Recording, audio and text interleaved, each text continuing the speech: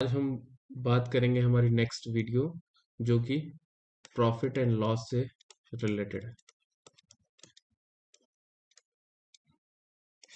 ठीक है, तो इसमें करीबन हम 13 टाइप्स के क्वेश्चंस को सॉल्व करेंगे जो प्रॉफिट एंड लॉस से संबंधित है। 13 टाइप्स के क्वेश्चंस पूछे जाते हैं जो क्लास 10th लेवल के जो कंपटीशन है से लेकर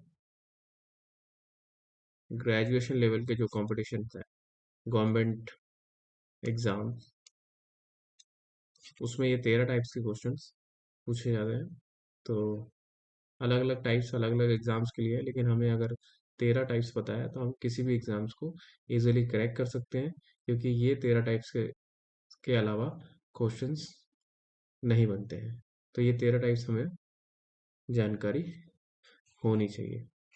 तो चलिए शुरू करते हैं आगे। तो सबसे पहले तो हमें एक तो सीपी पता हो और एक एसपी पता हो। सीपी मतलब रहता है कॉस्ट प्राइस, ठीक है, जिसको हम क्रय मूल्य भी कहते हैं। जिस कीमत पर किसी आइटम को खरीदा जाता है या व्यापारी द्वारा या कस्टमर द्वारा, उसको हम कॉस्ट प्राइस बोलते हैं, और हिंदी में क्रय मूल्य। इसको बोलते हैं सेलिंग प्राइस,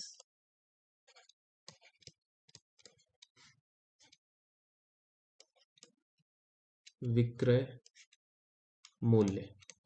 जिस कीमत पर उस वस्तु को बेचा जाता है उसको विक्रय मूल्य या सेलिंग प्राइस बोलते हैं। ठीक है, तो आगे हम बात कर लें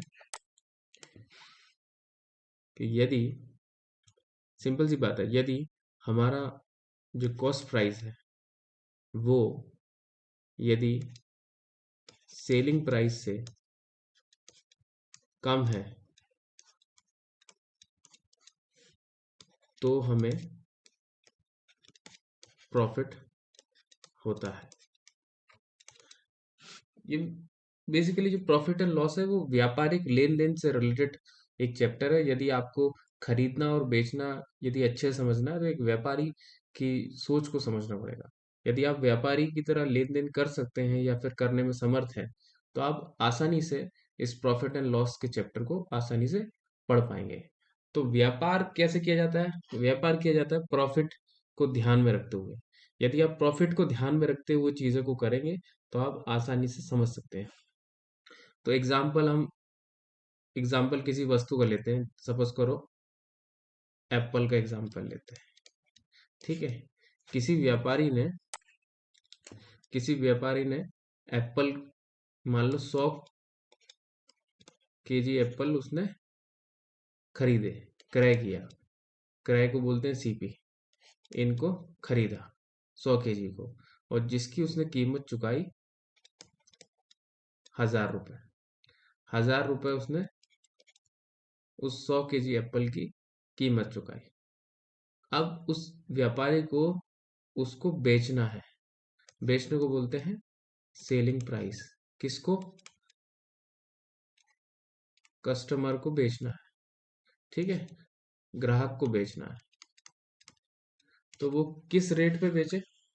तो हमें हमेशा याद रखना पड़ेगा जो सेलिंग प्राइस है वो हमेशा कॉस्ट प्राइस से ज्यादा होनी चाहिए। मतलब कि ये 1000 रुपये में ये एप्पल को खरीद रहा है तो सेलिंग प्राइस हमेशा मोर देन 1000 रुपये होना चाहिए। यदि ये मोर देन 1000 रुपये रहता है तो ये जो व्यापारी है उसको प्रॉफिट होगा। यदि यदि उसने 1000 रुपये से कम में वो चीज बेची तो उसको लॉस होगा। तो इस चीज को हमें ध्यान रखना है। ठीक है,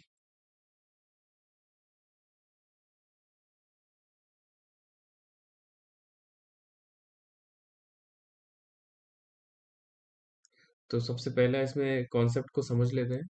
हमने समझिए प्रॉफिट क्या होता है, लॉस क्या होता है, सेलिंग प्राइस, कॉस्ट प्राइस और सेलिंग प्राइस अभी हमने समझ चुके हैं। अभी हमें नेक्स्ट समझना है, इसको बोलते हैं मार्क्ड प्राइस।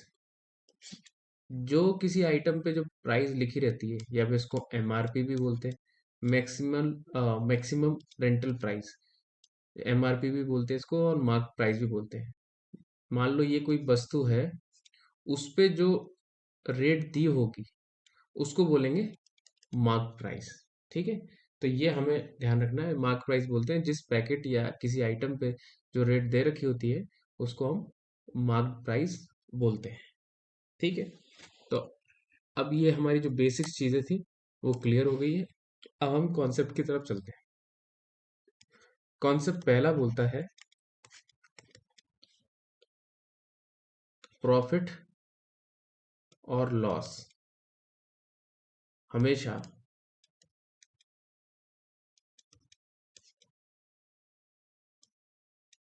क्रय मूल्य, या इंग्लिश में कॉस्ट प्राइस पर ज्ञात किए जाते हैं।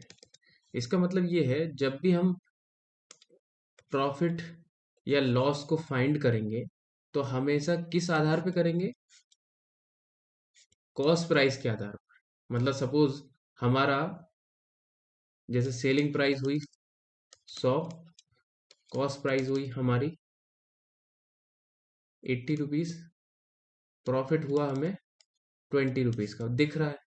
मान लो कोई भी चीज 100 रुपए में बेची, उसकी खरीद थी 80 रुपए, तो हमें 20 रुपए का फायदा हुआ, 20 रुपए का प्रॉफिट हुआ। तो हमें एक चीज याद रखनी है यहाँ पे कि जब भी हम प्रॉफिट परसेंट को निकालेंगे, कितना परसेंट प्रॉफिट हुआ, ये तो रुपए में आ रहा है कि 20 रुपए हमें प्रॉफिट हुआ, लेकिन हमें निकालना है कि प्रॉफिट परसेंट कितना परसेंट उसको लाभ हुआ। तो यहाँ पे 20 रुपए का लाभ हुआ, तो फॉर्मूला लगेगा PY CP इंटू 100। तो इसका मतलब है प्रॉफिट एंड लॉस हमेशा क्रय मूल्य या सीपी पर ज्ञात करेंगे। इसका मतलब है कि जो भी हमें प्रॉफिट और लॉस हो रहा है, उसको हमें किससे डिवाइड करना है? कॉस्ट प्राइस से, ना कि सेलिंग प्राइस से। तो इस आधार पे इसका परसेंटेज में निकालेंगे 20/80 इंटू 100। अब इसको सॉल्व करेंगे तो ये आएगा 25%। तो हमें 25% का प्रॉफिट हुआ। तो इस तरीके से हमें किसी भी प्रॉफिट और लॉस को निकालते हैं तो हमेशा हमें ये चीज याद रखनी है कि हमें प्रॉफिट को डिवाइड करना पड़ेगा कॉस्ट प्राइस से, क्रय मूल्य से, ना कि सेलिंग प्राइस से। अक्सर लोग इसमें गलती करते हैं, तो ये चीजें ध्यान रखनी है आपको।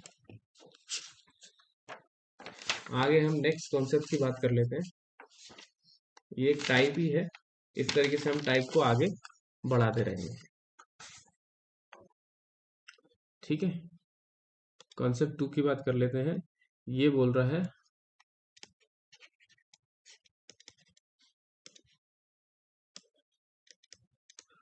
वस्तु के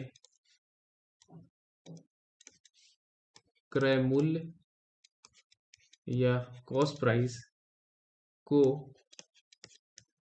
हमेशा 100% मानेंगे। इसका मतलब ये है कि जैसे प्रॉफिट दे रखा है 20 रुपए, ठीक है, हमारा सेलिंग प्राइस दे रखा है 100 रुपए। तो हमेशा जब भी हमें, यह सिंपल सी बात है, बोला गया कि 20% का प्रॉफिट हुआ है और सेलिंग प्राइस दे रखी है 100 रुपए, तो निकालने को बोला है कि कॉस्ट प्राइस क्या होगा, ये निकालने को बोला है। ठीक है, तो इसका जो कॉन्सेप्ट है वो कहता है कि वस्तु के क्रय मूल्य को हमेशा 100% मानेंगे। तो इसको कितना मानना है? इसको मानना है 100%। तो 100% कितना, ये हमें फाइंड आउट करना है। तो कैसे करेंगे वो अभी देख लेते हैं। तो यहाँ सिंपल सी बात है कि 20% का प्रॉफिट हुआ है, मतलब कि 120 120%, 20% का प्रॉफिट है, मतलब 100, कॉस्ट प्राइस हमारा 100 है, 100% है, लेकिन बोला गया है कि 120% प्रॉफिट हुआ है। तो 120 कितना हुआ? 120 बराबर हुआ 100 के। सेलिंग प्राइस 100 है हमारी, 120 के बराबर हुआ। अब पूछा गया कि कॉस्ट प्राइस क्या होगी? तो हमने पहले से बता दिया है कि कॉस्ट प्राइस 100% मानेंगे, तो 100% यहाँ लिख दिए। ठीक है, जस्ट क्रॉस मल्टीप्लीकेशन करना, हमें आंसर फाइंड आउट हो जाएगा। तो 100, ये जो 100 इधर है इससे मल्टीप्लाई हो जाएगा, और ये जो 120 है वो नीचे आ जाएगा। अब इसको सॉल्व करेंगे, हम अपना आंसर निकाल सकते हैं। ठीक है,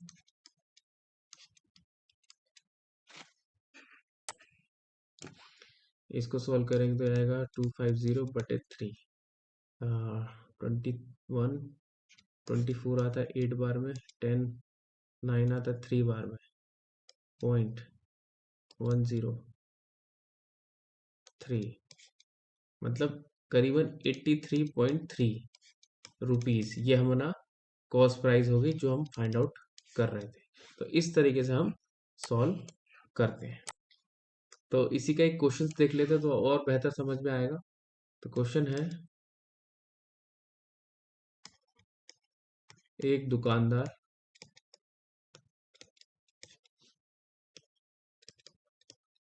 वस्तु को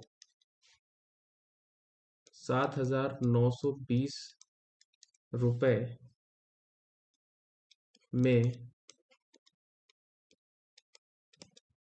बेचता है और उसे 10% का लाभ हुआ है, तब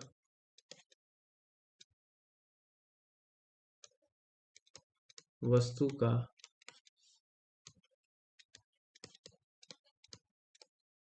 क्रय मूल्य ज्ञात कीजिए। ठीक है, हमें ये निकालना है। एक बार क्वेश्चन को फिर रिपीट कर लेते हैं। यह एक दुकानदार वस्तु को, किसी वस्तु को 7,920 रुपए में खरीदता है, सॉरी बेचता है। तो बेचने का मतलब यह है कि वो सेलिंग प्राइस की बात कर रहा है, मतलब सेल करता है वो 7,920 रुपए में, और उसे 10% का लाभ होता है, मतलब प्रॉफिट हो रहा है उसको 10% का। तब वस्तु का क्रय मूल्य ज्ञात कीजिए। तो हमने पिछले कॉन्सेप्ट में देखा है कि क्रय मूल्य को 100% मानेंगे, 100% मानेंगे। अब हमें सिंपल सा इसका कितने रुपए में वो खरीदी होगी चीज, कि जब उसने बेची तो 10% का प्रॉफिट हुआ। तो हमेशा जैसे कॉस्ट प्राइस की 100% है, तो उसने 110% में बेची होगी, तब उसे 10% का प्रॉफिट हुआ है, और कीमत है ये। तो सिंपल सा इसको निकालने के लिए क्या करेंगे हम, इस तरीके से निकालेंगे। 110%, मतलब 100% तो कॉस्ट प्राइस था, जिसमें उसको 10% का प्रॉफिट हो गया, तो 100% में 10 जोड़ दो, जो कि बराबर है 7,920 रुपए के। ठीक है, और सिंपल सा हमें निकालना कॉस्ट प्राइस। तो कॉस्ट प्राइस मानते ही हैं हम 100%, बस इसका जस्ट क्रॉस मल्टीप्लीकेशन करना है। इसको ऊपर ले जाइए, इसके साथ इंटू कर दीजिए, इसको नीचे ले आइए, तो आएगा 7,920 इंटू 100 और डिवाइडेड बाई 110। ठीक है, अब जस्ट इसको सॉल्व करना है।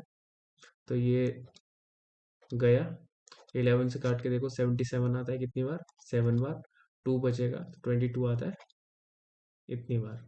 तो हमारा कॉस्ट प्राइस हुआ 72 इंटू 100, ये 100% बचा था, इज इक्वल टू 7200। ये हमारा कॉस्ट प्राइस फाइंड आउट हो गया। ठीक है, एक क्वेश्चन इसी से रिलेटेड और देख लीजिए। एक व्यक्ति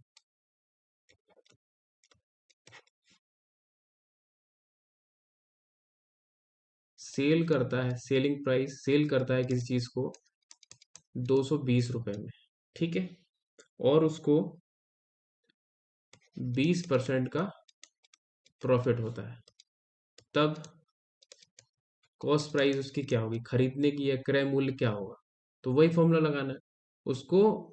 इसको तो 100% मानते ही हैं, और उसको 100% पे 20% का प्रॉफिट हुआ है, तो मतलब 120% बराबर हुआ 240 रुपए। तो 100% बराबर कितना होगा? 240। इसको ऊपर ले जाएंगे 100 और इसको नीचे 120 कर देंगे। जस्ट इसको मल्टीप्लाई करना है, डिवाइड करना है, हम आंसर आ जाएगा। तो आंसर आया 200। ये हमारा कॉस्ट प्राइस हो गया। तो हम इस तरीके से आसानी से निकाल सकते हैं। चलिए हम अपने सेकंड टाइप पे जाते हैं, टाइप 2 की बात करते हैं। टाइप 2 में एक क्वेश्चंस को समझ लें पहले। क्वेश्चन है, एक दुकानदार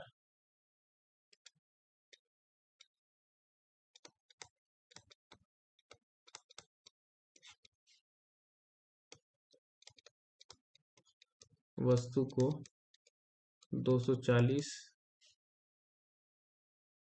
रुपए में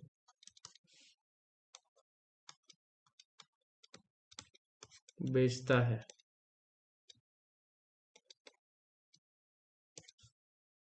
और उसे 4% की हानि होती है। अब वह वस्तु कितने में बेचे कि उसे 10% का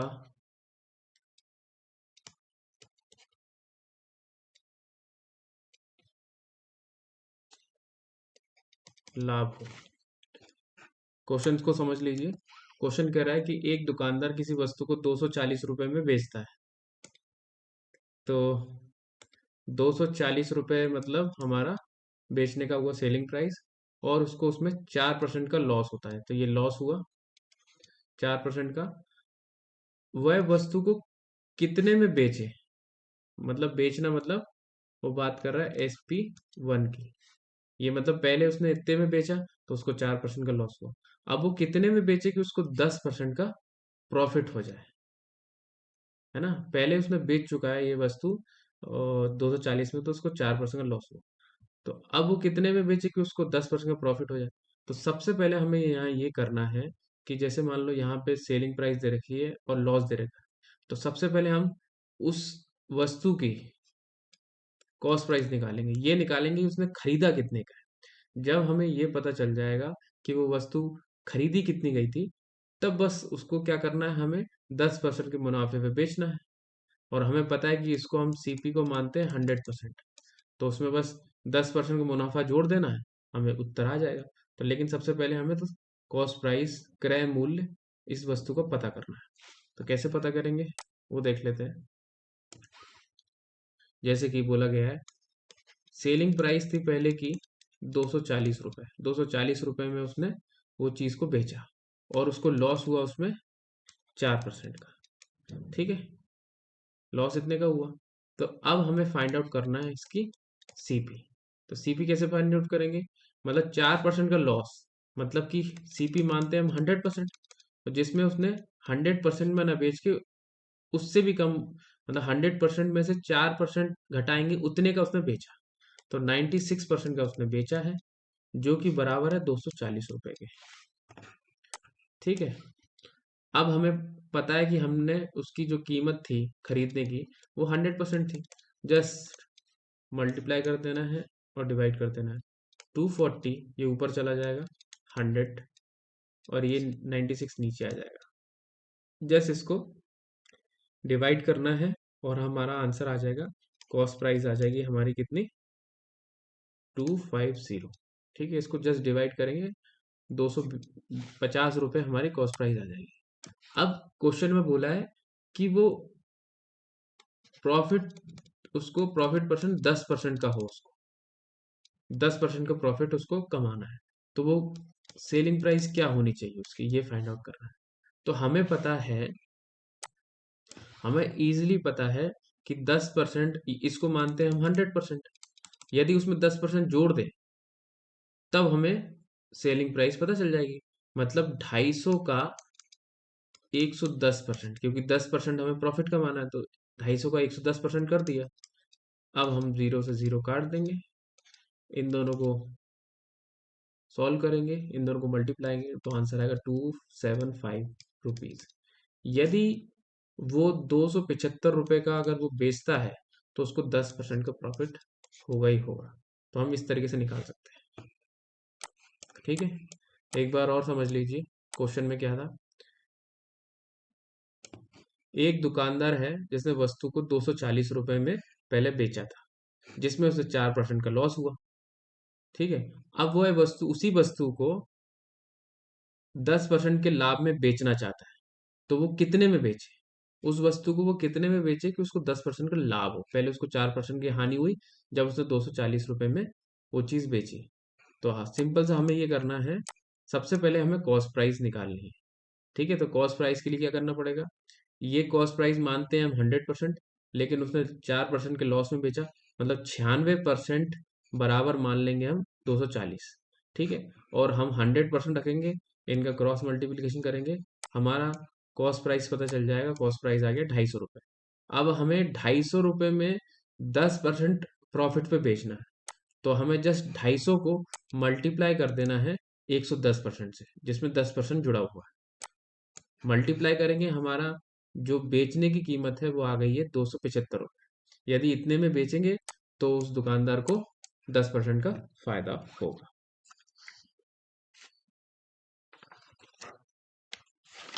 ठीक है, तो हम बात कर लेते हैं हमारे नेक्स्ट टाइप की, जो कि है टाइप 3। टाइप 3 में हम क्वेश्चंस को देख लेते हैं। एक आदमी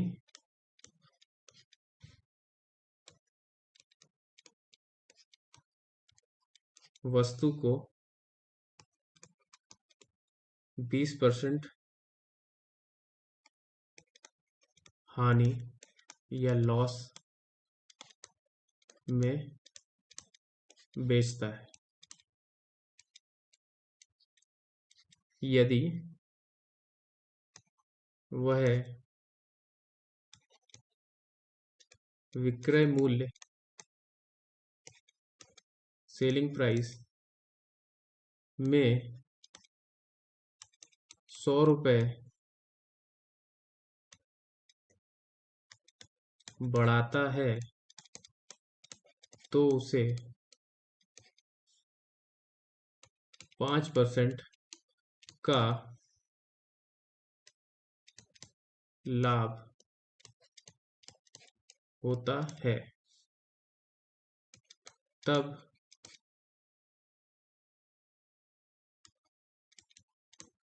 वस्तु का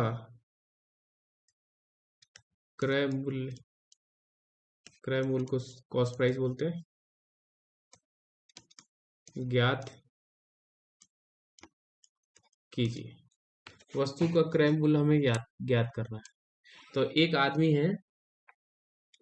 है जिसने कोई वस्तु है जिसको 20% के लॉस में बेचा है।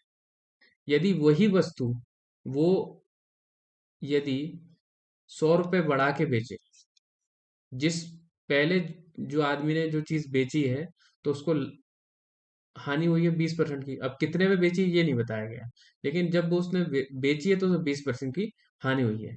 लेकिन जब वो दोबारा बेचे वही चीज, पर पर उसमें 100 रुपये बढ़ा के बेचे, जैसे पहले अब उसने 500 की बेची थी तो उसको 20% का हानि हुई। लेकिन इस बार उसने 100 रुपये बढ़ा के बेची, मतलब 600 रुपये की बेची, तो उसको 5% का लाभ हुआ है। पहले हानि हो रही थी 20% की, लेकिन उसने 100 रुपये बढ़ा के बेची तो उसको 5% का लाभ हुआ। तब उस वस्तु का क्रय मूल्य बताइए, मतलब को कॉस्ट प्राइस, खरीदी कितनी थी कि वो वस्तु उसने, ये फाइंड आउट करना है इतने से लेकर। तो हमें पता है पहले पहले उसने 20% के लॉस में बेची, मतलब 80% में उसने बेची। ठीक है, सीपी को मानते हैं हम 100%।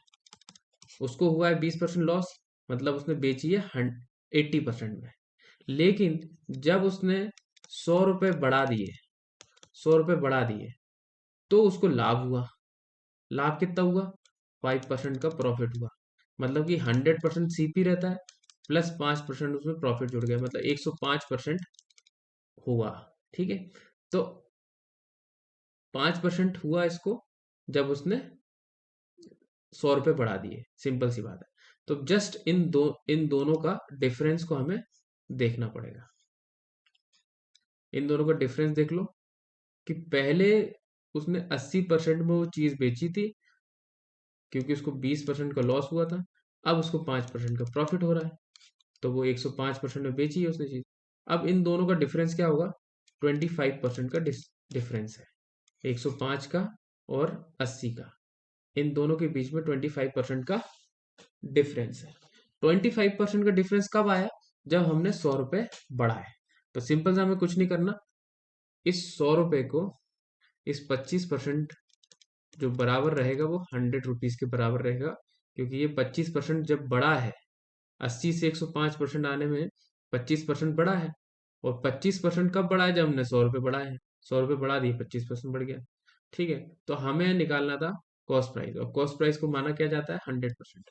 तो जस्ट 100% लिख दो, क्रॉस मल्टीप्लीकेशन कर दो, आंसर आ जाएगा 100 × 100 डिवाइडेड बाई 25। इसको काटो 4 बार, तो कॉस्ट प्राइस आ गया हमारा 400। इस तरीके से हमें निकालना है। एक क्वेश्चन और कर लेते हैं।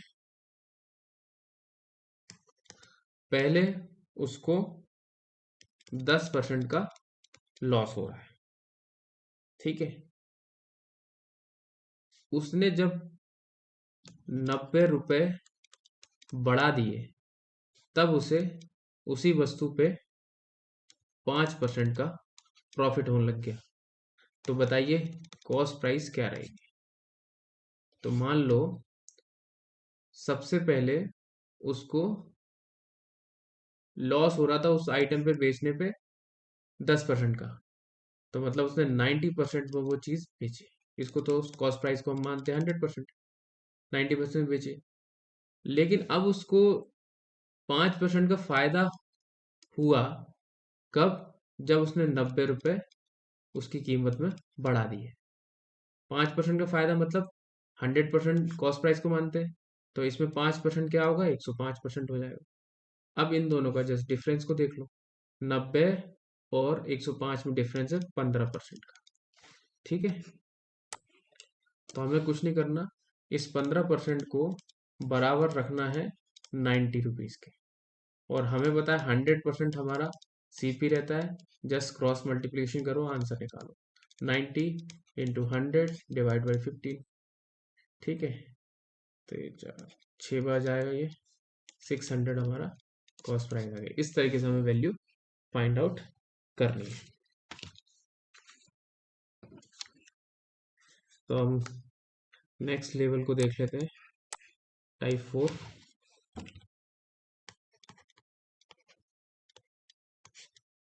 टाइप 4 में ऐसे क्वेश्चन आते हैं, कोई भी आइटम एक हाथ से दूसरे हाथ में जाता है तो उसको टाइप 4 कहते हैं। जैसे ए ने कोई चीज बी को बेची, बी ने कोई चीज सी को बेची, और सी ने कोई चीज डी को बेची, जिसमें इसने कुछ प्रॉफिट कमा लिया, जैसे 5% कमा लिया, इसने 10% प्रॉफिट कमा लिया, इसने 5% लॉस हो गया इसको, तब ये डी ने खरीदी। तो इस तरीके से जब चीजें एक हाथ से दूसरे हाथ में जाती हैं, जिसमें किसी को प्रॉफिट होता है, किसी को लॉस होता है, तो उस टाइप का ये क्वेश्चन। या फिर ऐसा है कि जैसे कोई वस्तु मैन्युफैक्चर ने बनाई, जिसको होलसेलर को बेचा, ठीक है, होलसेलर ने रिटेलर को बेचा, और रिटेलर ने कस्टमर को बेचा, और इसमें कुछ इनका मार्जिन ऐड होगा, जैसे 5% प्रॉफिट पे बेचा, इनने 10% प्रॉफिट में बेचा, इसने 20% प्रॉफिट में बेचा, और ये अंतिमतः कहाँ पहुंचा? कस्टमर के पास। तो इस तरीके से प्रोडक्ट में उसकी कीमत में इजाफा या प्रॉफिट या मार्जिन ऐड होता रहता है। तो इस तरीके के क्वेश्चंस को हमें इसमें देखना है। तो क्वेश्चन को पढ़ते हैं हम सबसे पहले। तो क्वेश्चन है, ए ने एक घड़ी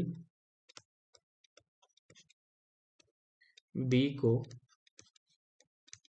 5% प्रॉफिट पर बेची और बी ने उसे सी को 4% प्रॉफिट पर बेची। यदि सी ने उसे 1092 रुपये में खरीदा, तब ए ने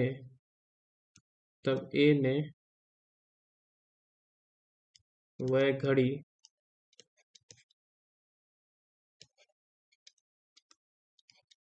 कितने में खरीदी। ठीक है, तो पढ़ लेते हैं इसको पहले। ए ने एक घड़ी खरीदी जो बी को बेची 5% प्रॉफिट पे। फिर बी ने उसको सी को 4% प्रॉफिट में बेच दी और सी ने उसे 1092 रुपये में खरीदा। तो ए ने उस घड़ी को कितने में खरीदा था, मतलब शुरुआत वाली ने उसमें कितने में खरीदा था, और जिसमें ये मार्जिन जुड़ता रहा 5% का, ये 4% का मार्जिन जुड़ता रहा, और लास्ट में सी ने उसको 1092 रुपये में खरीदा। तो हमें ए का खरीदी गई कीमत को निकालना है, तो उसको कैसे निकालेंगे वो देख लेते हैं। तो हमें ये पता है कि ए ने बी को बेचा और बी ने सी को बेचा और सी ने उसके चुकाए 1092 रुपये, और हमें पता है ए ने सी को 4% प्रॉफिट पे बेचा था और ए ने बी को 5% प्रॉफिट पे बेचा था। ये हमने निकाल लिया। अब उसकी इनिशियल प्राइस निकालनी है कि यहाँ पे उसने कितने का खरीदा था ए ने, ये निकालना है। तो इनिशियल प्राइस कैसे निकालते हैं हम, तो सबसे पहले यहाँ लास्ट से चालू करते हैं कि उसने कितने का खरीदा। तो उसने खरीदा 1092 रुपीज़ का खरीदा था, जिसमें उसने जो बी ने उससे 4% प्रॉफिट कमाया। तो जस्ट इसको उल्टा लिख देना है, 100 डिवाइडेड बाई 4% प्रॉफिट है। अगर लॉस होता तो माइनस कर देते 100 में से, तो ये आएगा 104 इंटू 100 डिवाइडेड बाई, इसने 5% प्रॉफिट में बेचा था तो नीचे 5 कर दो। ठीक है, जस्ट इसे सॉल्व करना है, सिंपल सा सॉल्व करेंगे तो हमें इसकी इनिशियल कॉस्ट पता चल जाएगी जो है 1000 रुपये। तो इस तरीके से हम फाइंड आउट कर सकते हैं ए ने इतने का 1000 रुपये की इस घड़ी को खरीदा था जो सी तक आते आते 192 रुपये की हो गई। अब इसका सेकंड भी देख लेते हैं क्या है। कोई वस्तु है जो ए ने बी को बेची और बी ने उसको सी को बेचा। ए ने जब वो वस्तु बी को बेची तो उसने कमाए 20% प्रॉफिट, और बी ने उस चीज को सी को बेचा तो उसने कमाया 25% प्रॉफिट। ठीक है, सी ने उस चीज के चुकाए 225 रुपए। तो पूछा है कि ए ने वो चीज कितने की खरीदी थी, ये पूछा है, मतलब इनिशियल प्राइस पूछी है। इनिशियल प्राइस का हमें पता था, स्टार्ट कर रहे हैं हम लास्ट से 225 से, इनटू 100 ऊपर लिखना, जस्ट उल्टा करना है, और जितना प्रॉफिट पे उसने बेचा था 25%, तो उसको 100 में जोड़ देना। तो ये आएगा 125 इंटू 100 डिवाइडेड बाई, उसने 20% प्रॉफिट में बेचा तो 100 में 20 जोड़ देना, इतना। अब इसको सॉल्व करना है, इसको सॉल्व करेंगे तो हमारी इनिशियल प्राइस आ जाएगी जो कि है 150 रुपये। तो इस तरीके से हमें इसको फाइंड आउट करना है। ठीक है, तो आज हमने 4 टाइप्स को देखा, तो अगली वीडियो में हम बाकी टाइप्स को समझेंगे। तो तब तक के लिए नमस्कार। आपका दिन शुभ रहे।